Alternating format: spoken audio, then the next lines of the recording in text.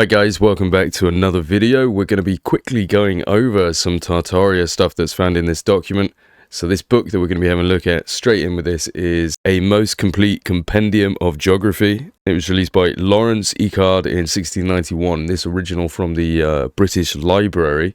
So this book in itself contains a lot of information that you can find elsewhere. There are other documents that have exactly the same stuff. This is an example of that. From 1715, a new description of the world, delineating Europe, Africa, Asia, and America. And there's many more, so I just searched for one of the words, which is another word for Uzbek or Zagathay, and you can find all these different books that have references to exactly the same geography stuff. So they've all copied from the same sources. They do have slight differences. So an example would be from this one.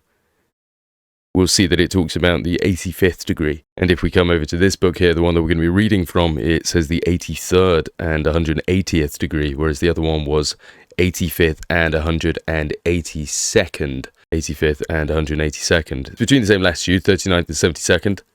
But we're going to be talking about this, so you can check these documents out for yourself, see what you think. But we're going to be going over this first document, just going to be seeing what it's saying, having a look on the map where that would be. So, Tartary is the greatest country in the world, lying on the east of Russia and the north of Persia, India, and China. Situated between the 83rd and the 180th degree of longitude and between the 39th and 72nd degree of latitude, being in length from the borders of Astrakhan to the eastern parts of Cathay, about 4,000 miles, and the breadth from the southern parts of Moranara, which is Zagathay or Uzbek, to the most northern parts of Tartaria Deserta, which is essentially the name for Siberia, which is about 2,000 miles. This contains the ancient provinces of Scythia, Sakhe, Sogdania, and the greatest part of Sarmatia Asiatica, with a little of old Persia. It has remained unconquered under several governments until anno 1162.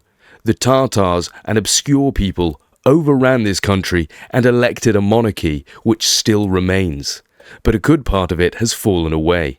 So again, this document was written in 1690. So in 1690, the Tartars still have their monarchy in Tartary, but most of it has fallen away. So that makes sense because in our other videos, we've gone over the Russian or Muscovite conquest of the Tartaria areas. The emperor is called the Great Sham of Tartary, who is also the famous country of China. So it's saying that the Tartars own China in 1691. That would make sense. We know the Tartars retook China in the 1600s. 1644, they officially became the rulers with the Qing dynasty. The Ming dynasty beforehand were having issues. There was a peasants' revolt in Beijing, and at that point, the Mings asked the kings, or the Qings, to come and assist them, and that's when the Qing dynasty moved in. So going back to the document, the emperor is called the Great Sham of Tartary, who has also the famous country of China.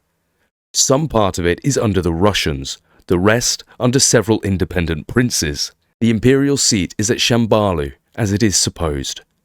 So this is important because Cambalu, we're going to have a look as a lot of references to it being Peking, but it's not Peking, it's a different city. We'll see some references for that just to prove that point. But we've got other videos about this, but the official line is that Cambalu is Beijing or Peking. A quick Google search will show you that Cambalu is Khanbaliq or Dardu of One, which was the winter capital of the One dynasty in now Beijing, the capital of China. You see Cambalu. An alternative form of Cumbalich comes from Marco Polo's travels, but it's not just Marco Polo, there's other people that talk about it. Marco Polo is the one they like to reference the most, and he apparently visited Khanbaliq, which in East Turkish means city of the Khan, which, as we saw, is supposedly Khanbaliq in Beijing. We can easily disprove this one. All we have to do is have a look where Beijing is, and we can see Beijing right here is behind the Great Wall of China. So this is where Beijing is, and Beijing was apparently conquered by Kublai Khan, and he supposedly called it Cambalu, which was its name forever afterwards. However, if we come to this book called The History of Tamerlane the Great, taken out of Alicent, the Emperor's Historian, so this is by his historian himself. This book was printed in 1679, it seems to have been translated, original documents, probably around the 1600s. and Timur is from 1336 to 1405. So we can see from this book, just from the table of contents, some of the things that Tamerlane does. He has a war with the Muscovites, has a war against the King of China, but before he can have a war against the King of China, he is stopped by the revolt of Khanbaliq, a great lord of Tartary.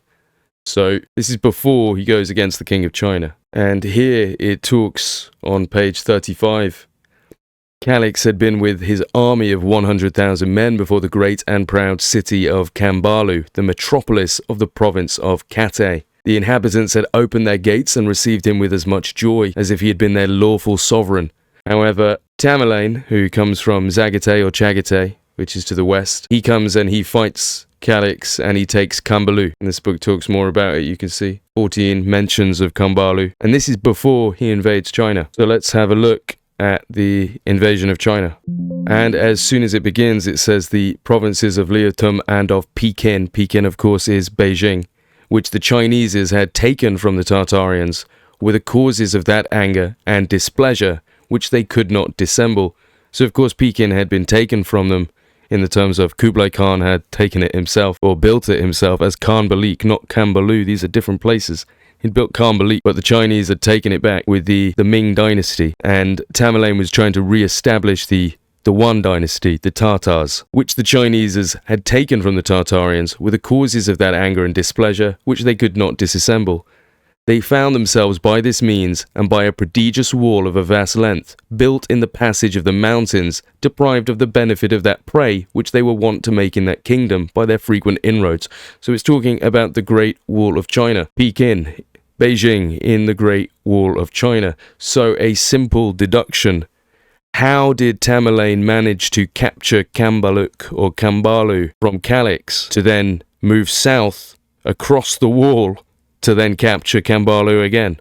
If it's Pekin, if it's Beijing, if this is right, if the claims that Wikipedia made, or the official narrative makes, an example is here. You can see that from the travels of Marco Polo on this Khan Academy, when they quote this point, in this city of Cambalu, another spelling for Khanbaliq.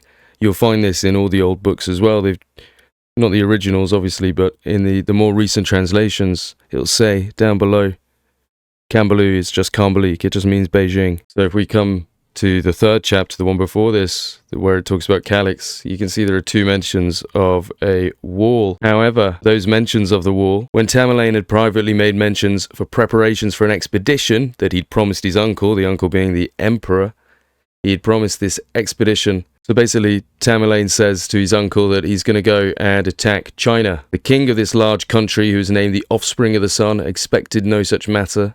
And you see, when talking of China, these lands are lying beyond a river called Tachi, and beyond that famous wall which bound both empires, and which the king of China built to secure himself and his people from the Tartarians. The next mention of the wall, nevertheless, he was willing that Khanbaliq should believe that he was passed beyond the mountains to assault the famous wall defended by all the armies of the Chinese. So it's saying Tamerlane wanted Khanbaliq to believe that he was already beyond the mountains and he was attacking the Chinese at the wall. So he's talking about the Chinese at the wall, right here. If Khanbaliq was at Cambalu, which is the metropolis of the province of Cathay, if Khanbaliq is at Cambalu, how the hell is Cambalu also Peking? Because Tamerlane hasn't even gone there yet, and they talk about the wall. The only mentions of the wall, which is pretty easy to understand, but so I hope I've explained it decently well, but just have a look. If this is Beijing, all right, and we're somewhere outside Beijing, and they're telling us that Beijing is Cambalu, it's the same place.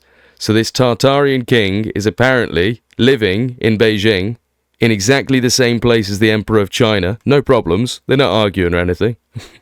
They apparently both live in the same city and don't understand it. So Tamerlane wants to cross this wall to take over Beijing. And on the way to take over Beijing, somebody revolts. Now history is trying to tell us that Beijing and Cambalu are the same place. So Khanbaliq and Cambalu are the same place. That's what they're trying to say.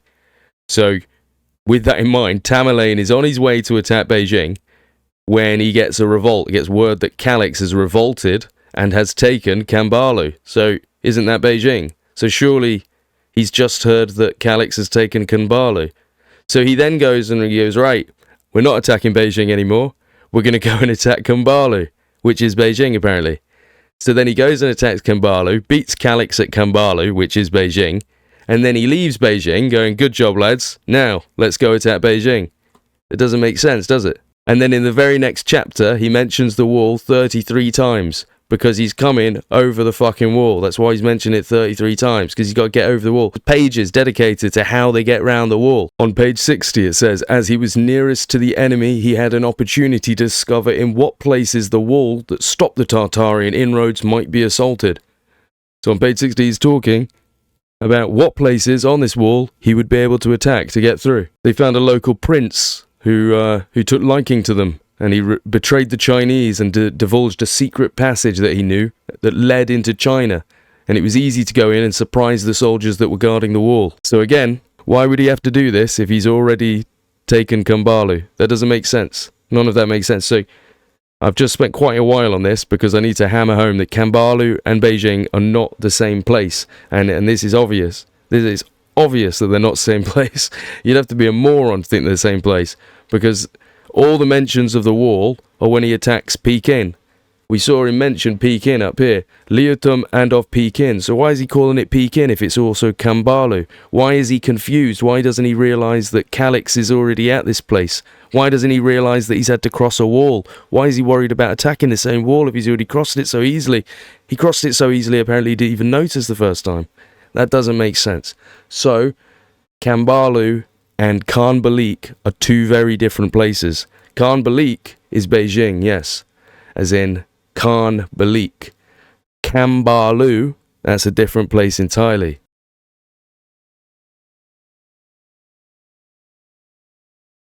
On page 108, all things having been thus ordered, the army took the way to Cambalu, but before they began to march, the prince sent to the emperor, his uncle, to inform him of his happy successes and return. So he's returning to Cambalu. The army in their return homewards carried with them all their sick people, and after 2 days' march they met with the new recruits that were coming to assist them.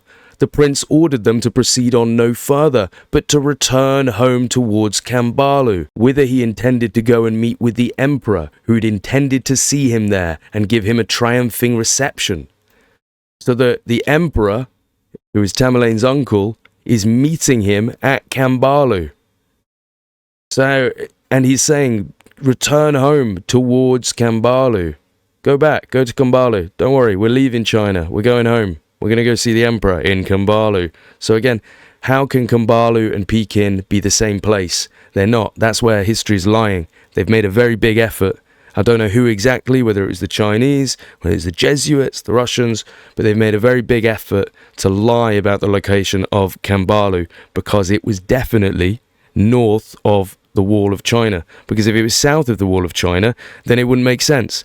If Cambalu was south of the Wall of China, then Tamerlane never would have had to bother with getting over the wall. All of this stuff about the wall would be nonsense. It just wouldn't make sense. And there's many references to China being behind the wall to defend against the Tartarians. So why would Tartarians be behind the wall? None of that makes sense. So the document provided us some information, the 83rd to 180th degree longitude, 39 to 72 lat, and also 4,000, 2,000 miles going up and down. So we're going to have a look at that on Google Maps to plot that for you. So we get this box if we tap up the coordinates. As you can see here, this is, one of the coordinates there. The reason that's out in the ocean is because, obviously, north to south, they're trying to get every bit in. But they did a very good job when you consider 1690. They got this is the top one here. That will be the one in the ocean. This one here, down in the middle of the desert. And obviously it goes all the way up to the northern borders. So these are the coordinates that were given in that book. And this is the area that it says is Tartary. It says that it's on the east of Russia. So obviously Russia over here. But this is where it does get a little bit confusing, because Russia was owning big chunks of this at this point, and they were moving in this way.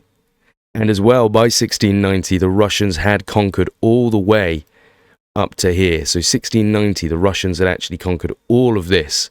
So Tartaria and its exact location around about the time of this document is very debatable, because in 1689 we had the Treaty of Nechinsk, which saw Russia take all the land up to this border here, which was the Amur River, and they got everything on this side, and the Tartars, the Qing dynasty, they were in here. So that gives us more evidence that Cambalu was probably somewhere around here in the Manchuria area, or possibly around here somewhere, but definitely around here. Now, if we take the 4,000 miles it gave from Astrakhan, because Astrakhan was part of the Tartarian area, so this is Tartaria Minor in Ukraine. This is the original Tartarian areas around Kazan, because this is actually where you'll find the Republic of Tatarstan, also known as Tartaria, right there. It's trying to take us over to the one in Romania. Yeah, that's another thing with the Tartarian tablets. We'll look at that another day. But you've got the Republic of Tatarstan. This area was officially known as Tartaria, without the R, the Tartaria. So from Astrakhan all the way up to the borders of Cathay, which is here, and we'll discuss Cathay as well briefly. Cathay is another thing that's been twisted. So Cathay, they'll tell you, is North China, and the Manji is South China. So as Wikipedia will tell us, Cathay is a historical name for China that was used in Europe. During the early modern period, the term Cathay initially evolved as a term referring to what is now northern China, completely separate and distinct from China, which was a reference to southern China. So they try and say that it's North China and South China, but it's a little bit more than that. The Cathay region is the area beyond the Great Wall, so it's the area north of the Great Wall.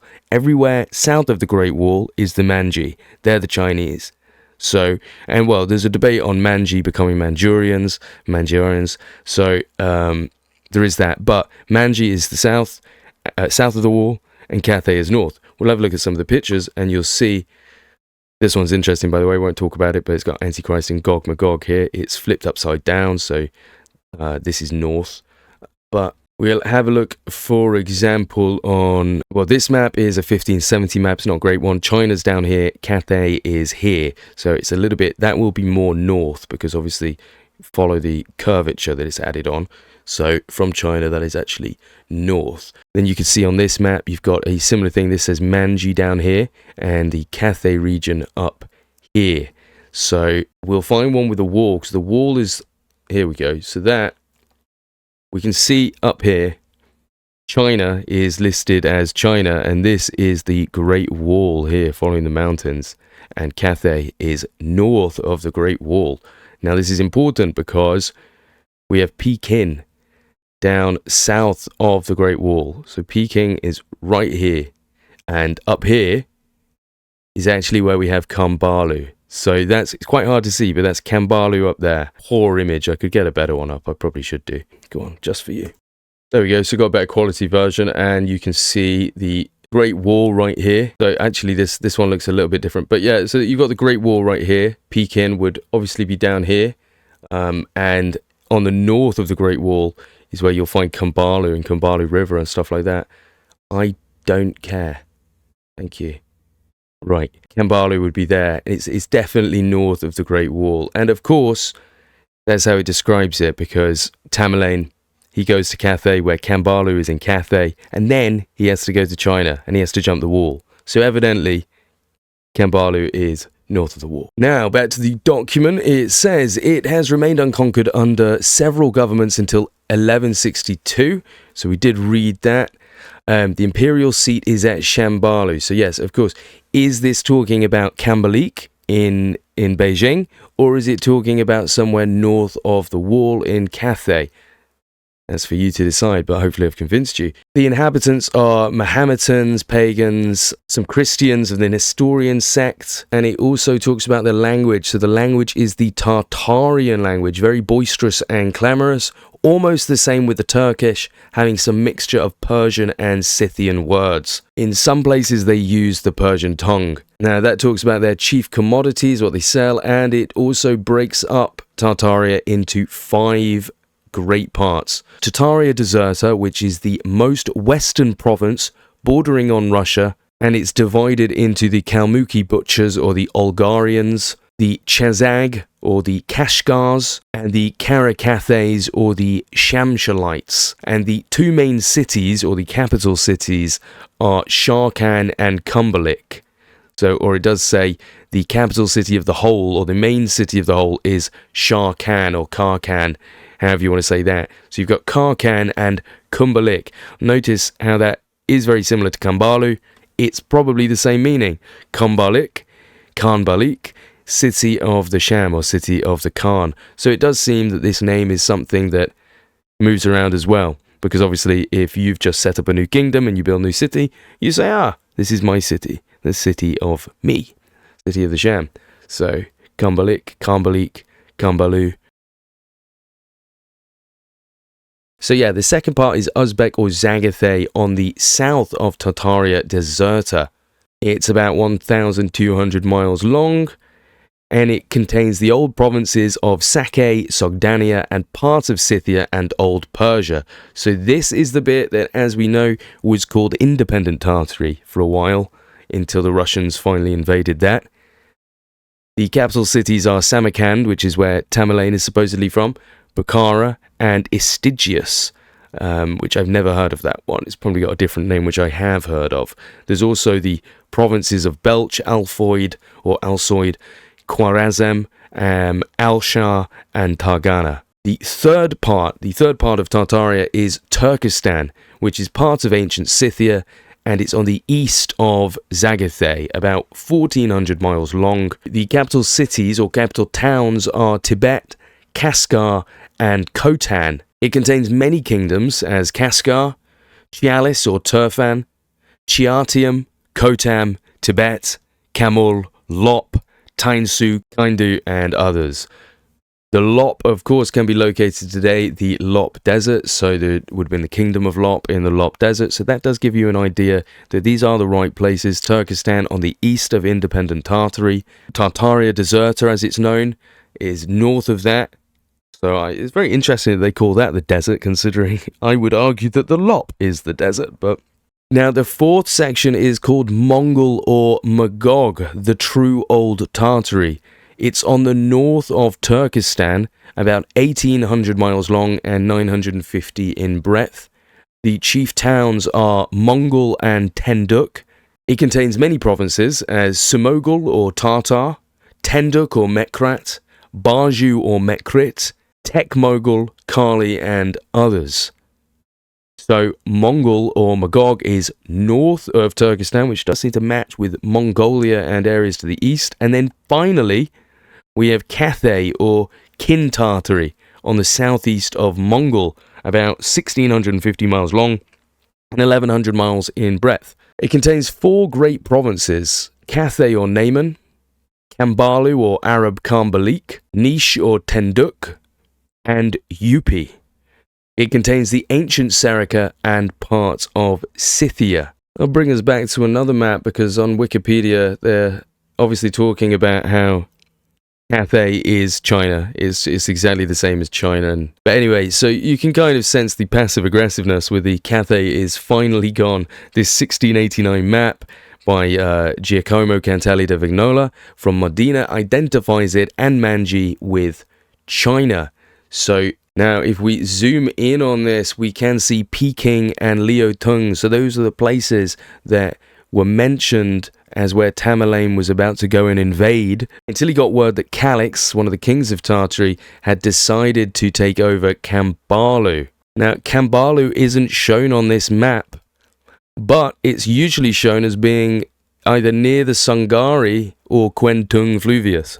So it's still in this region. So even though Cathay has gone, it's still here. It's not China. It's still south of the wall. I mean, it became China, as in they invaded China. So it's one of these things where it's a confusion, but they've also purposely tried to do it. Now, you'll notice over here is the Yupi that was just mentioned, the Tartary de Yupi. So we just heard about the Yupi people, and they're over here on the right. So this is the Chinese south of this wall. We can have a look at this picture. This picture from just before, which shows us Cathay up here, Cambalu right here, on this river, which is called the River Pulisanja on this map. So we can see that Cambalu is right here, and it's outside the wall, a wall of 400 leagues betwixt the banks of hills, built by the kings of China against the breakings in of the Tartars. Kingdom of the Great Sham, and it's north of the walls. Cathay, it's north of the walls, it's northeast. So it's very easy to work out once you realise that. And you can see the mountains of the greatest note are those anciently called Imao, dividing Tartary in the middle. The rivers of principal note are 4. The Obi, which we know about the Obi because that's in Russia. Okanda, Chesil, or the Jaxartes, which is located in independent Tartary. And Polysanya, which is the one we just saw located northeast of China in Cathay. And there's the most considerable lakes are 4. We've got Kithay, Kithaska, Koras, and Amu. These are all very difficult to locate today. Some very interesting things have happened there. So, I hope you've enjoyed going through this document. Like I said, when I checked the other things, there are a load of documents that include the same kind of info or similar kind of info. So, it's just a tedious process to go through all of these and find all the things that you need to really build a picture. It's evident from what we've seen that obviously China here, this isn't Cathay. Maybe this was Manji. But this is Cathay. This is Cathay here. Over here are the UP people. This is where you find the UPs, which makes sense with the map that we found. And if we have a look at UP Tartars, they're known as the Nanai people. And they lived along the Amur River, and they were actually evacuated by the Chinese originally. So the Amur River is, of course, this one that we saw over here. This makes this border. So this river here, it comes from up there, down there, around there. So these people are from here. And on this map that I got from Rare Maps, the date on this, it's from Stockholm, London, 1730. So the reason we come to this one, obviously we can see down here the Great Wall of China peeking there. And if we come up, we can see our Amur River. Now it does have a different flow. It comes right from the side instead of coming from up. So that could just be a mapping issue there. Or maybe it did actually flow a bit differently a few hundred years ago. But we can see UP Tartaros down here. So that matches that map that we just saw, which is up here, Tartary to UP. So the UP's around this corner. Cathay is right here, just beyond this wall. So have a look at the wall. Cathay, the UPs are going to be up here. So having a look at this here, again, we've got the Great Wall of China around here, the UPs around here. So where do we think Cathay is going to be? Around here somewhere, isn't it? This will be the Cathay region. So we can assume that Cambalu, the proper Cambalu, not Khanbaliq, proper Cambalu was around here somewhere, with a Christian kingdom till for only 60 years, supposedly set up by Prester John, or maybe even Didymus Thomas himself. Although I think if it was Didymus Thomas, he'd be about 1,200 years late because he was supposed to be around at the same time as Jesus. But very interesting. I mean, it might have taken him 1,200 years to walk all the way from Jerusalem. It's a bit of a distance. So I think we'll call that one the end of that. I hope you've enjoyed watching and learning. I hope you learned a lot from that book. I hope you've learned about Cathay and Cambalu, and you can join us on the hunt for these places where they really were, because there is a lot of confusion. I mean, who knows, maybe these places really were south of the wall, but I think when you look at the books talking about how Cambalu is evidently a separate place, the book about Tamerlane has Khanbaliq, one of the kings, fighting. He goes and he tricks the people of Khanbaliq to join him, and Tamerlane goes to fight him. And he fights him and he takes back Khanbaliq, and then he says, right, I'm off to China. And he goes to invade China. So you can imagine he's coming down and he's saying, right, I'm going to go take out China, sort him out for you, uncle, because his uncle wanted him to. And then he gets a call and he says, hey, can you do me a favor? Can you go sort out Khanbaliq? Because one of our kings has had a revolt. So Tamerlane sighs, he goes, go on then. Goes over to Khanbaliq, sorts him out, gets Khanbaliq back and says, right, problem solved. Now I'm going to China. And he crosses the wall, takes over Liu Tun and Peking, takes over those two places, and then he crosses back and he goes to Khanbaliq, where he finds his uncle waiting for him, and he's really happy. It makes sense, doesn't it? That makes geographical sense. He goes to a place, then he goes to another place, and then he goes back to the place. It doesn't make sense if all three of those places are the same place, or two of the places, It doesn't make sense. So anyway, Hope you guys learned a lot. We'll be back learning more about Tartaria, trying to figure out the truth behind this, because there is so much misinformation out there, so much they don't want you to know. It's probably why they focus on these global energy empire theories, because they don't want you to know the truth, that there was just actually a country that existed even a few hundred years ago that's been completely wiped out. The people have had their history changed and rewritten, and they just think that they're, nomadic scrubs that have always lived in the middle of nowhere. When in reality, a few hundred years ago, they had one of the greatest empires in the world. In about 14 to 1500, this empire covered everywhere from China to Egypt. So, big swathes of Europe fell as well. So, the Golden Horde's invasions into Europe. You're looking at an empire that went all the way from there down to here. There are notes that some of the Khans took over Egypt. Tamerlane supposedly did it. Another one supposedly did it.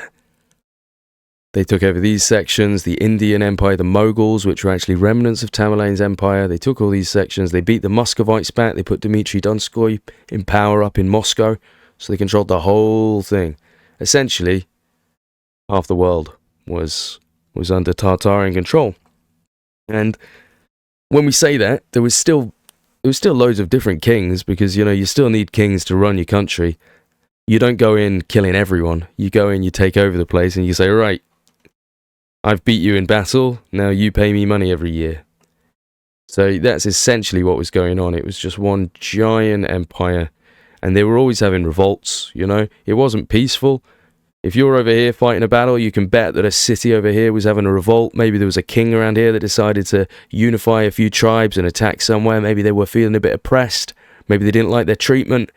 So it was just like any other empire. There was people all the time trying to usurp, trying to take over. Sometimes the empire fell to pieces and didn't really have a grand emperor collecting money from everyone. Sometimes battles would happen and everyone would go, I'm not paying anymore. And then the emperor can't do anything about it. So more places say, well, I'm not going to pay either.